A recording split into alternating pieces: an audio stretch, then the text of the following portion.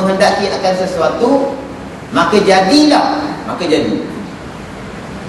Seolah-olahnya Allah melihat akan makhluk-makhluk dia, tiba-tiba tengok orang haiki tu buat maksiat, gempa bumi, gempa bumi.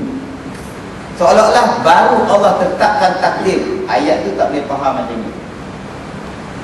Ayat tu semata-mata menunjukkan kepada apabila Allah iradah menetapkan, pasti berlaku, tak ada siapa boleh halang. Ayat tu tidak faham macam ni. Sebab takdir Allah ni telah siap. Tuan-tuan duduk di sah berapa malam ni, tuan-tuan datang pukul berapa malam ni, tuan-tuan balikkan makan dekat mana, dekat Said ke dekat Nun NZ, semua siap. Jadi timbullah persoalan tu. Jadi kalau dah semua dah ditetapkan, kita beramal ni buat apa silap-silap pula, beramal masuk neraka buat apa? Dia ada pemahaman macam itu. Nasib baik saya nak, alhamdulillah, saya nak Umar tanya. Persoalan usuluddin ni tuan-tuan kena bagi selesai. Kalau tidak timbul was-was dalam hati. Kawan saya di Kuantan, saya jarah dia. Datang seorang tua bertanya kepada dia masalah usuluddin. Bolehkah Allah mencipta satu batu yang dia tak angkat? Dia tanya soalan ni, bolehkah Allah cipta satu batu yang batu tu berat, Allah pun tak boleh nak angkat? Kawan saya dia tengok orang tua ni, dia kata jawapannya pakcik kena pergi mengaji lagi, pergi belajar usuluddin lagi. Kita kalau orang tanya macam itu, senang je jawapan dia, wallahualam, tinggalkan orang gini, tinggalkan. Tapi silap-silap bulan kita jawab macam itu, hati kita yang tak selesai. Betul dia tanya tu macam mana ya kalau Allah. Dia jadi macam itu, was-was. Was-was. Kalau Allah cipta satu batu yang dia tak boleh angkat, maknanya Allah tu lemah lah. Bila batu tu tak boleh angkat, jadi lemah lah Allah. Lemah bagi Allah ni mustahil. Maknanya Allah tak buat perkara mustahil tu. Allah kudrat takluk berfungsi kepada perkara-perkara yang harus bagi Allah, iaitu mengadakan dan meniadakan mungkin. Benda yang dah ada ni nama dia makhluk. Besok tu masih bersifat mungkin, di sisi kita mungkin. Jadi kita Allah ni bila terzahir benda tu, nama yang kita panggil makhluk. Bila belum terzahir, namanya ialah mungkin. Tak apalah tu tak faham tu tak apa. Tapi nak jawab yang tadi tu, saya dah buat contoh dulu. Gajah ni, orang kata gajah ni binatang yang sangat kuat. Dia kalau pijak kereta kancil, insya-Allah kemet kancil tu. Kalau dia pijak kancil dekat zoo, mati terus. Kuat lah kancil ni gajah ni. Tapi cuba kita suruh dia panjat pokok kelapa, dia tak boleh nak panjat tuan-tuan. Dia tak boleh nak petik pun buah kelapa tu. Adakah kita kata gajah tu lemah? Kita tak boleh kata gajah tu lemah. Bukan fungsi gajah panjat pokok kelapa. Kalau beruk yang tak boleh panjat pokok kelapa, barulah kita boleh kata dia lemah. Sebab kudrat dia takluk pada panjat pokok kelapa. Kudrat gajah tidak takluk pada panjat pokok kelapa. Pisau jinik dia tebang balak. Lepas tu kita kata lemah betul pisau jinik dia. Tebang balak pun tak boleh. Bukan fungsi pisau jinik dia tebang balak.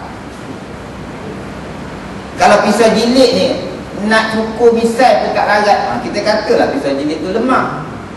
Dia macam itu jawapannya. Lebih kurang lah. Tapi kalau mengaji lagi banyak jawapan dia tu. Dia pergi tanya, baru ni Haiti 200,000 orang mati. Macam mana malaikat mak buat kerja tu? Tarik nyawa orang. Dia fikir kerja malaikat. Hilang akal betul kadang-kadang. Apa nak disebutkan kerja malaikat? Fikir yang kita ni akan dicabut nyawanya, sudahlah. Itu kerja dia urusannya. Kita tak ada campur dah tu. Kita tahu mati, sudah. Dan kita buatkan ditarik nyawanya oleh malaikat maut. Ini betul-betul dalam usuluddin. Siapa yang menguasai usuluddin, dia punya iman tu mantap. Dia akan faham wa ma min dabbatin fil ardi illa 'ala Allahi rizquha. Dia akan faham makna wa ma yattaqillah yaj'al lahu makhraja wa yarzuqhu min haitsu la yahtasib. Dia faham betul tuan-tuan. Wala khaufun 'alaihim wa la hum yahzanun. Hasil dia dalam kehidupan dia tidak ada ketakutan. Alaihim wa la hum yahzanun, dan tidak ada dan bagi mereka kejayaan. Bagi mereka ni kejayaan. Baik, kita baca lagi. Jadi dia kata celaka atau bertuah itu sudah tetap pada azali. Sejak azali lagi iradah telah menetapkan orang ni bahagia, orang ni celaka. Bagi tiap-tiap seseorang, maka atas apakah kita beramal? Lagi kalau sudah tetap yang dia kata. Dia kata buat apa? Beramal kalau benda itu telah pun ditetapkan. Ini satu pertanyaan sahabat yang bernama Sayyidina Umar Ibn Khattab bertanya kepada Rasulullah SAW. Maka Nabi jawab, sesungguhnya telah selesai daripadanya dan tetap padanya. Kita ni beramal atas perkara yang telah ditetapkan. Contoh macam ni. Contoh pergi tengok wayang. Saya bukan suruh tengok wayang yang gelap tu haram. Pergi tengok wayang, cerita terbaru. Cerita terbaru. Biasa orang perempuan dia kena penyakit ni.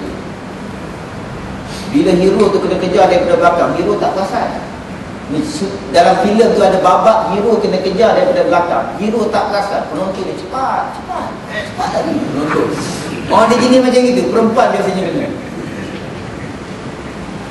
Pasal apa tu? Dia tak tahu benda yang akan berlaku tu apa dia lepas. Next babak tu apa berlaku dia tak tahu. Tapi producer filem dia tahu dari senyum. Memang tak kena punya. Yang tengok wayang tu nisbahnya kepada makhluk untuk mendekatkan faham. Yang producer tu nisbah kepada Allah yang mengetahui segala-galanya. Ending story tu dia tahu. Kalau lah perempuan tadi tu dia dah tahu ending story tu, dia relax juga macam producer tu. Jadi maksudnya, walaupun ketetapan tu telah ditetapkan, Allah suruh ilmu tu. Lalu Allah datangkan syariat. Walaupun kita kata segala-galanya telah ditetapkan, seolah-olahnya doa kita tidak berfungsi lah.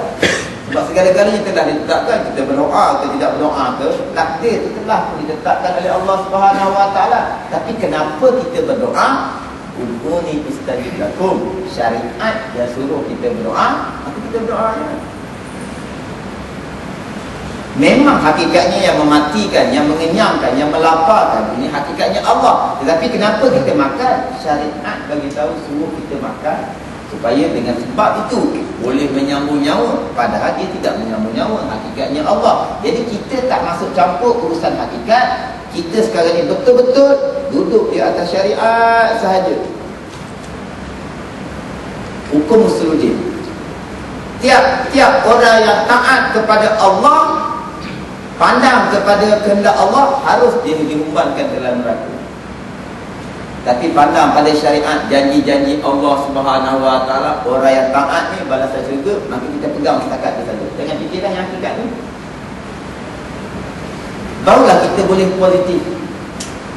Dan Nabi kata orang yang celaka dimudahkan kerja.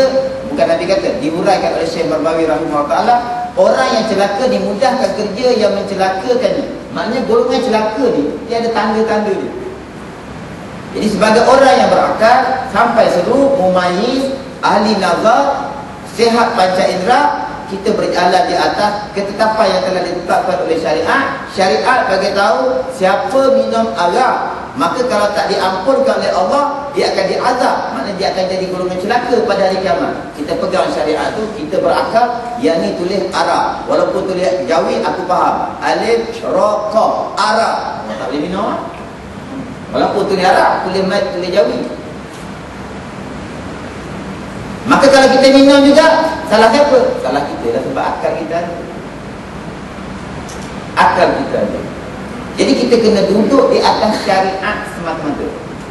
Selebihnya kita serahkan kepada Allah Subhanahu Wa Taala. Baru kita boleh duduk atas dunia. Kalau tidak ku pinta Allah ke dunia. Lekar nyanyi tu. Dia kata aku tak minta bercacat begini. Tak apalah cacat dekat dunia. Pasal apa? Masuk syurga, complete set Allah bagi. Perfect. Kalau Allah tak cacat kan, takut-takut angkat berat pakai seluar dalam. Itu yang dicacatkan tu. Kena